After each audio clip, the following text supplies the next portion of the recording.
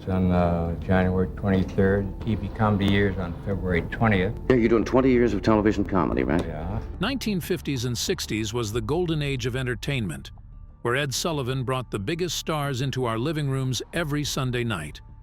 But not every act was a crowd pleaser. From Elvis Presley's hip-shaking shenanigans to the rebellious antics of the Doors and the Rolling Stones. Your impression was very, very bad. Thank you very much. Just go right ahead.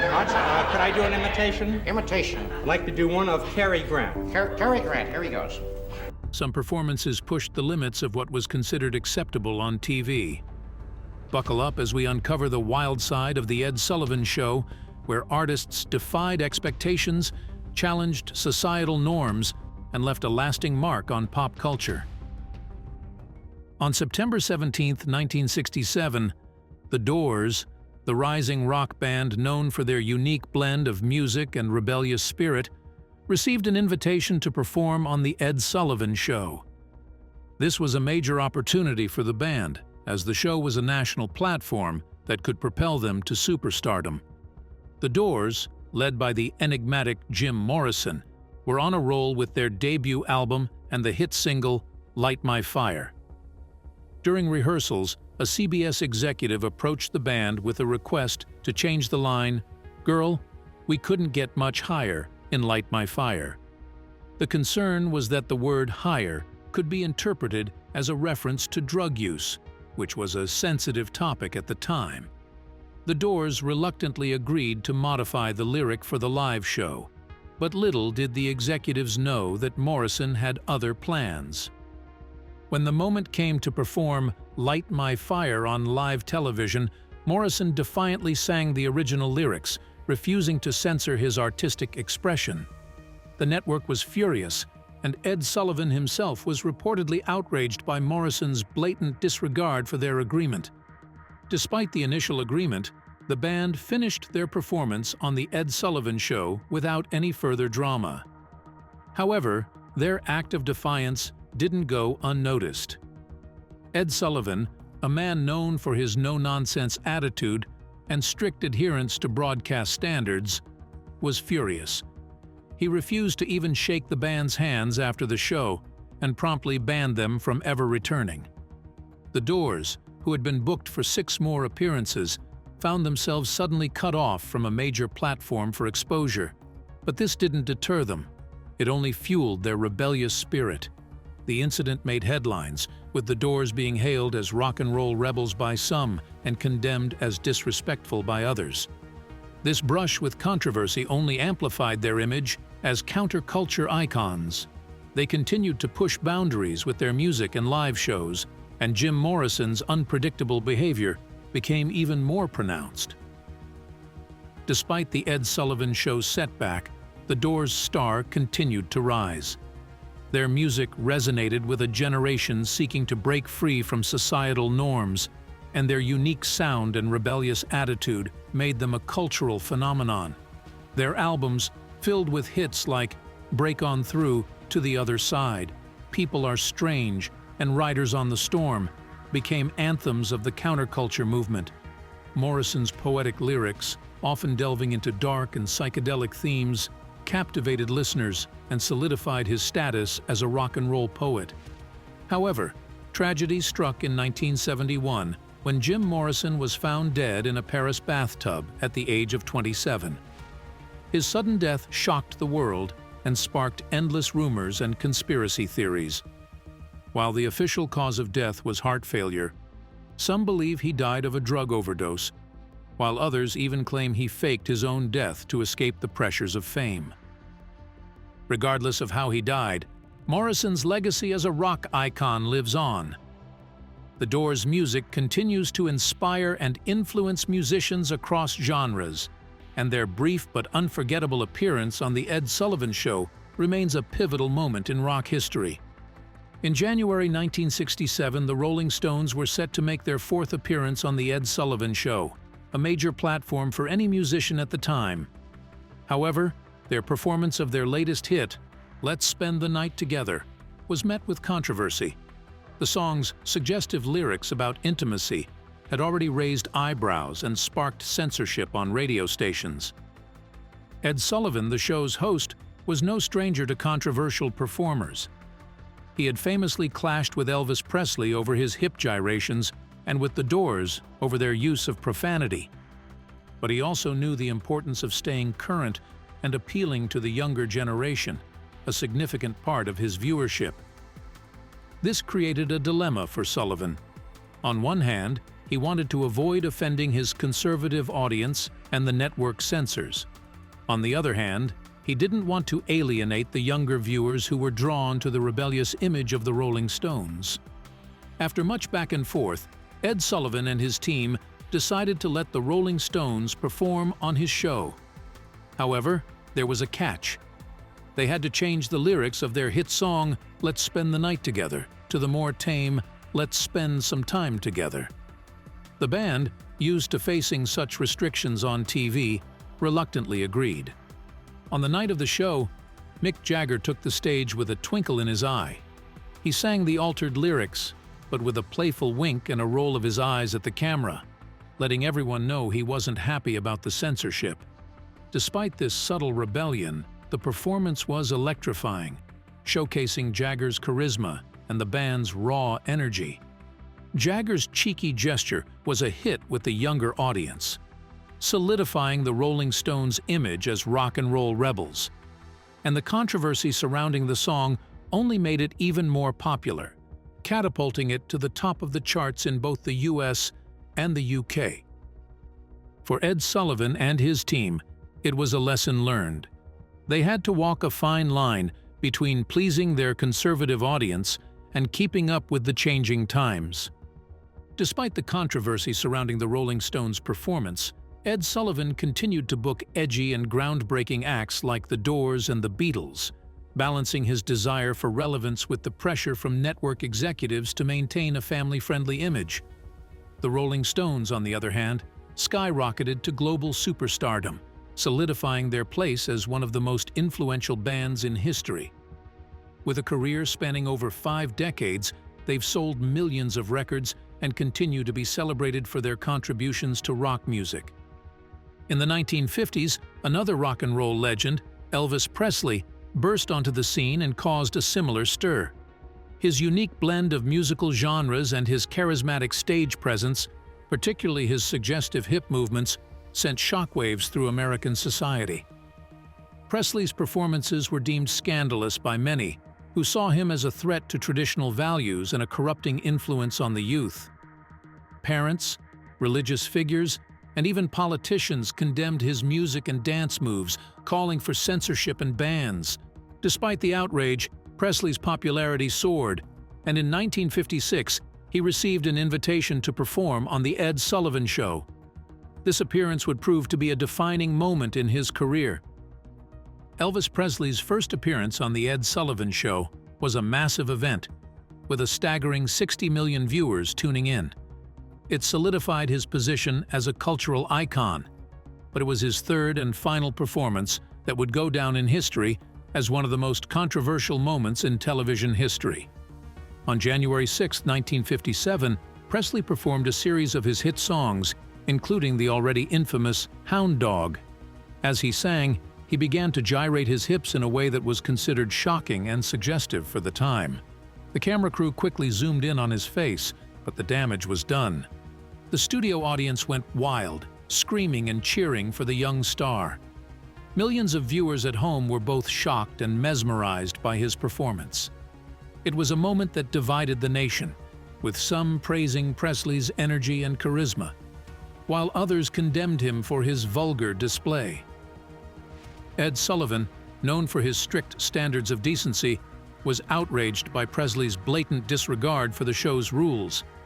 He vowed never to have Elvis back on his show again. But ironically, the controversy only fueled Presley's fame.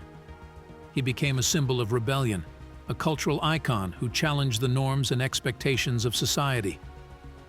Elvis Presley's performances on The Ed Sullivan Show were a pivotal moment, not just for his career, but for the history of music and television itself. He pushed the limits of what was considered acceptable on screen, paving the way for a new generation of artists who challenged the status quo and redefined popular culture in America. The controversy surrounding his hip-shaking performance of Hound Dog highlighted the deep divide in American culture during the 1950s. Young people idolized Presley as a rebel and a hero, while older generations saw him as a threat to traditional values and a sign of moral decay. In many ways, the battle over Elvis's hips was a microcosm of the larger cultural conflicts that would shape the 1960s. As the country wrestled with issues of race, gender, and social change, Presley's music and image became a lightning rod for debate and controversy. But despite the backlash, Elvis Presley's legacy as a musical pioneer and cultural icon remains undeniable. His music continues to inspire and influence artists today, and his impact on popular culture is still felt decades later. In 1964, the rising comedy star Jackie Mason was invited to perform on the iconic Ed Sullivan Show. With his sharp wit, quick delivery, and knack for social commentary, Mason seemed like a natural fit for the popular program. He was known for his edgy humor and fearless observations on topics like politics and religion, captivating audiences with his unique style. During his performance on October 18, 1964, Mason's act was going swimmingly. The audience was in stitches as he delivered one hilarious punchline after another. But then, something unexpected happened that would change the course of his career forever.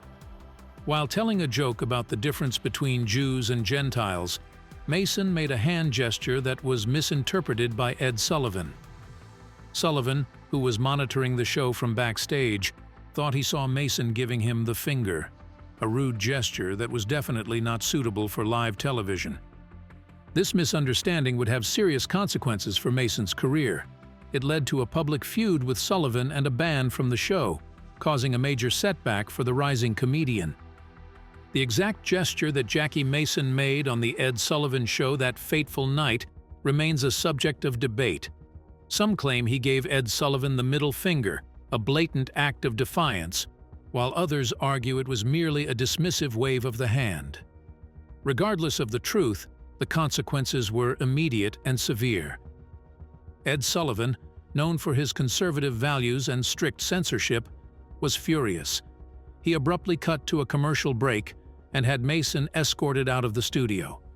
The incident quickly became a media circus, with newspapers and magazines sensationalizing the story. Public opinion was divided. Some praised Mason for his rebellious spirit and willingness to push boundaries, while others condemned him as a crude and disrespectful comedian. The fallout was devastating for Mason. He was banned from the Ed Sullivan Show for 2 years, a major blow to his burgeoning career. He struggled to find work, and many of his fans turned against him. Despite the setbacks, Mason refused to apologize or change his comedic style. He remained true to his edgy and irreverent humor, a testament to his integrity and artistic vision.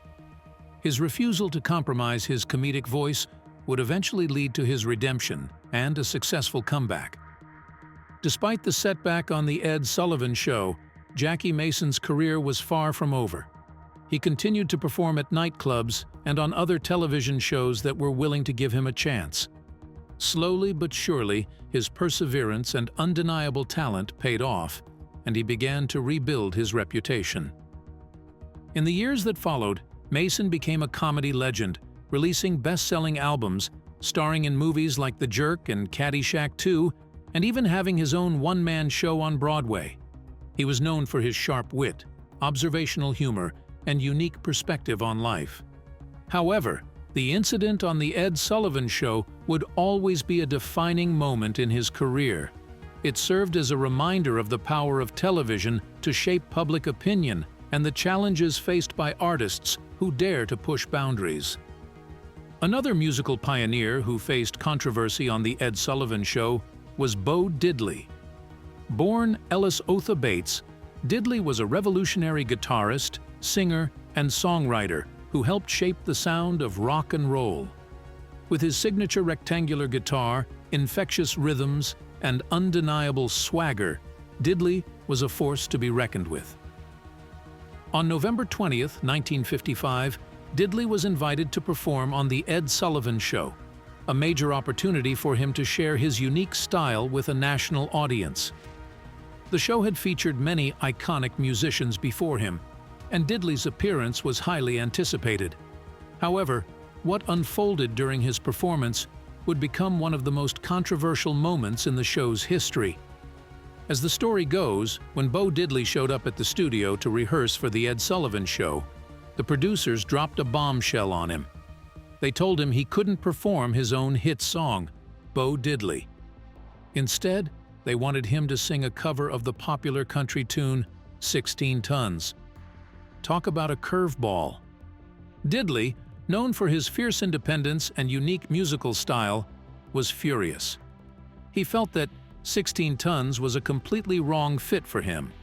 It was a slow, somber song about coal mining, while his own music was all about energy, rhythm, and raw blues power.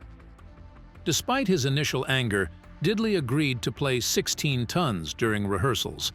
But when the cameras started rolling for the live show, he had a surprise up his sleeve. Instead of the expected cover song, he launched into his own signature tune, Bo Diddley, complete with his iconic beat and catchy lyrics. The audience was taken aback at first, but they quickly caught on and started cheering wildly. They were witnessing a musical rebellion, a defiant act against the norms of the time. But backstage, things were heating up. The show's producers were not happy campers. They had specifically told Diddley not to play his own song, and they saw his actions as a direct challenge to their authority. As soon as Bo Diddley's performance ended, the show's producers delivered the bad news. He was banned from ever returning to The Ed Sullivan Show. Diddley, unfazed by their disapproval, remained unapologetic. He had always been a fiercely independent artist, and his performance was a declaration of his creative freedom and a refusal to compromise his musical vision. The fallout from the incident didn't dampen Diddley's spirit. In fact, it elevated him to legendary status. Many fans and critics saw his act of defiance as a pivotal moment in rock and roll history, where a black artist challenged the norms and asserted his identity on a national platform. It was a powerful message of self-expression and a rejection of conformity. For Diddley himself, the incident was just another example of his unwavering commitment to artistic integrity. He never cared about pleasing the music industry or conforming to mainstream expectations. He was a risk-taker, a pioneer, and a true original who paved the way for countless artists to come. Another music legend who graced The Ed Sullivan Show was Sam Cooke, a gifted singer and songwriter whose smooth vocals and soulful melodies captured the hearts of millions. Cooke's music was a unique blend of gospel, soul, and pop, making him a crossover success and a trailblazer in the music industry. In 1957, Sam Cooke, a rising star in the world of soul and R&B, received a golden ticket to the big leagues, an invitation to perform on The Ed Sullivan Show. It was a dream come true for the young singer, who saw the show as a platform to introduce his music to a wider audience and propel his career to new heights. The anticipation was palpable as Cooke prepared for his debut on the show on November 3rd. He had meticulously rehearsed his set, carefully selecting 2 songs that would showcase his smooth vocals and undeniable charisma. Among them was his breakout hit, You Send Me, a song that had already captured the hearts of millions and promised to make him a household name. But fate had a cruel twist in store for Cooke. His performance was marred by a series of unfortunate events, including technical glitches and scheduling conflicts. The show was running overtime, and Cooke was the last act scheduled to perform. As he began to sing You Send Me, the song that was supposed to be his shining moment, the show abruptly cut to a commercial break. Cooke was devastated. He had poured his heart and soul into preparing for this performance, only to be robbed of his chance to shine. The disappointment was crushing, leaving him feeling frustrated and defeated. He had been denied the opportunity to showcase his talent on a national stage, a setback that could have derailed his career before it even truly began. But Sam Cooke was not a man to be easily discouraged. He refused to let this disappointment define him. He continued to tour and record, honing his craft and connecting with his fans. And when he received another invitation to return to the Ed Sullivan Show just a few weeks later, on December 1st, he was determined to make a comeback and prove his worth to the world.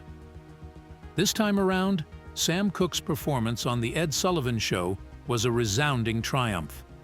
Stepping onto the stage with renewed determination and confidence, he delivered a mesmerizing performance of his soulful ballads For Sentimental Reasons and the previously interrupted You Send Me. His voice was velvety smooth, his stage presence magnetic, and his music resonated with the audience on a deeply emotional level. The response was overwhelming. The audience erupted in applause and cheers, giving Cooke a well-deserved standing ovation. Even Ed Sullivan, who had previously been critical of the young singer, came out on stage to personally congratulate him on a job well done. It was a moment of redemption for Cooke, a vindication of his talent and perseverance in the face of adversity. In that moment, Sam Cooke solidified his place as a true star, a musical force to be reckoned with. His performance on the Ed Sullivan Show showcased his undeniable talent, his captivating charisma, and his ability to connect with audiences on a deep and meaningful level. It was a defining moment in his career, a testament to his resilience and his unwavering passion for music. Cooke's triumphant return to the Ed Sullivan Show is a testament to his enduring legacy. His music continues to resonate with listeners today, transcending generations and genres. It's a reflection of the human experience, filled with emotions that touch us all. From the joy of love to the pain of heartbreak, his songs tell stories that are both universal and deeply personal. While Cooke's triumphant return showcased his undeniable talent and charisma, it also highlighted the challenges faced by black musicians in the 1950s. Despite his immense popularity, Cooke often struggled for recognition and respect from the mainstream media and the music industry. He was constantly pressured to conform to the expectations and stereotypes imposed by a predominantly white industry, a struggle that many black artists faced during that era. Cooke's story is a reminder that even as he broke barriers and achieved success, he still faced obstacles due to his race.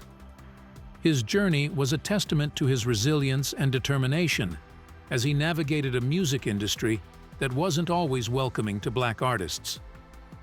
In 1961, a young and relatively unknown folk singer named Bob Dylan was set to make his television debut on The Ed Sullivan Show.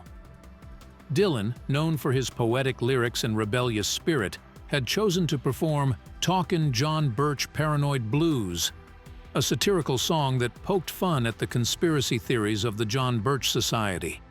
However, during rehearsals, a CBS executive approached Dylan with a request to change his song. They were worried about the political nature of the lyrics and the potential backlash it could cause. Ed Sullivan himself had no problem with the song, but the network was concerned about offending viewers and facing potential legal issues. Dylan, known for his unwavering commitment to his artistic vision, refused to change his song or perform a different one. He believed in the importance of free expression and didn't want to compromise his artistic integrity by censoring his music. Faced with this ultimatum, Dylan made a bold decision. He walked away from the show, choosing to stand by his principles rather than cave in to pressure. Bob Dylan's decision to cancel his appearance on The Ed Sullivan Show was a bold move, especially considering his relative obscurity at the time. A performance on such a popular program could have launched his career into the stratosphere, but Dylan refused to compromise his artistic integrity for the sake of fame. This move was particularly risky because the cancellation occurred very close to the episode's air date, leaving Sullivan scrambling to find a replacement. But Dylan stood firm in his conviction, believing that performing a song chosen by the network would betray his principles and the message he wanted to convey through his music. As a result of his refusal to compromise, Dylan was never invited back to The Ed Sullivan Show. However, this didn't hinder his meteoric rise to fame. In the years that followed, he became one of the most influential figures in music history, his songs tackling social, political, and philosophical themes that resonated with a generation. His unwavering commitment to his artistic vision became a hallmark of his career. While his decision to cancel his appearance might have seemed like a small act of defiance at the time, it ultimately demonstrated Dylan's integrity and unwavering dedication to his craft. By refusing to bow to network pressure, he set a powerful example for other artists and established himself as a unique and uncompromising voice in the world of music. Another young musician who made a lasting impression on The Ed Sullivan Show was Buddy Holly. The pioneering rock and roll artist made 3 appearances on the show during his short but impactful career. His second appearance on January 26, 1958, would become one of the most controversial and memorable moments in the show's history. In 1958, Buddy Holly and his band, the Crickets, were riding the wave of their chart-topping hits That'll Be the Day and Peggy Sue. Their invitation to perform on The Ed Sullivan Show was a major milestone for the young rockers, promising to introduce them to a national audience and catapult their career to new heights. But their appearance on the show would be remembered for a different reason altogether. When Ed Sullivan introduced the band, he accidentally called them Buddy Hollitt and his Crickets, a slip of the tongue that became infamous in rock and roll history. It was an embarrassing moment for the usually polished host, but it would soon be overshadowed by an even bigger controversy. During rehearsals, Ed Sullivan expressed his displeasure with the band's chosen opening number, "Oh Boy." He found the lyrics, which hinted at youthful romance and desire, to be too risque for his family-friendly show. He suggested that they play a different song instead, but Buddy Holly, known for his rebellious spirit and artistic integrity, refused to budge. He had promised his fans a performance of "Oh Boy," and he wasn't going to break his word. The tension between Holly and Sullivan escalated, with both men refusing to back down. The standoff continued until the moment the band took the stage. As the cameras rolled, Holly defiantly launched into "Oh Boy," his iconic hiccuping vocals and energetic guitar riffs filling the studio. The audience, initially confused by the unexpected song choice, quickly erupted into cheers and applause. But unbeknownst to Holly and his band, Sullivan had a plan of his own. As they finished their performance, they were met with a chilly reception from the host, who had been plotting his revenge for their defiance. As Buddy Holly and the Crickets launched into their performance of "Oh Boy," they were unaware of the sneaky move Ed Sullivan had pulled. Sullivan, still fuming over Holly's defiance, had secretly instructed the sound engineers to cut off Holly's microphone, silencing his guitar. This meant that as Holly strummed and sang his heart out, the audience and TV viewers at home could barely hear him over the backing band. It was a humiliating and frustrating experience for Holly, who was completely unaware of the technical sabotage. Many viewers were confused, thinking their TV sets were malfunctioning. Others suspected it was a deliberate attempt by Sullivan to undermine Holly's performance. But despite the setback, Holly and the Crickets persevered, playing their hearts out and delivering a spirited performance. When they finished, the audience erupted in applause, appreciating the band's energy and talent despite the technical issues.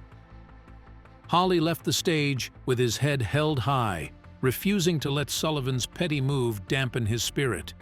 He had shown the world that he was a true rocker, unafraid to stand up for his music and his artistic vision.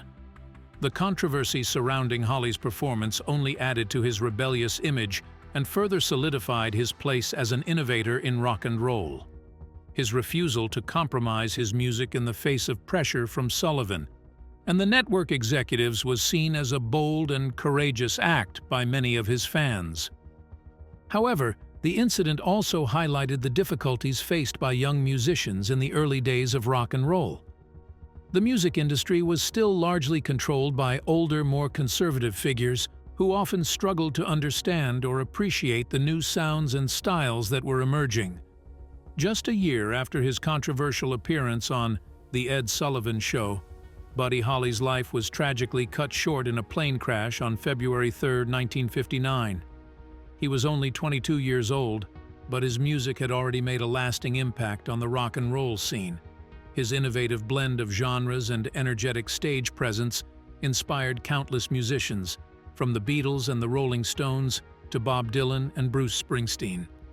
Holly's untimely death was a devastating loss for the music world, but his legacy lived on through his timeless songs and his pioneering spirit. He was a true innovator who pushed the boundaries of what was possible in rock and roll, and his influence can still be felt today. The Ed Sullivan Show, as we've seen, was a hotbed of controversy in its heyday. From Elvis Presley's hip-shaking to the Doors' rebellious lyrics, the show often pushed the envelope and challenged societal norms. These moments not only made for great television, but they also reflected the changing cultural landscape of America. So, what do you think? Were these performers right to stand up for their artistic freedom, even in the face of criticism and censorship? Or did they cross the line of what was acceptable on television at the time? Share your thoughts and opinions in the comments below.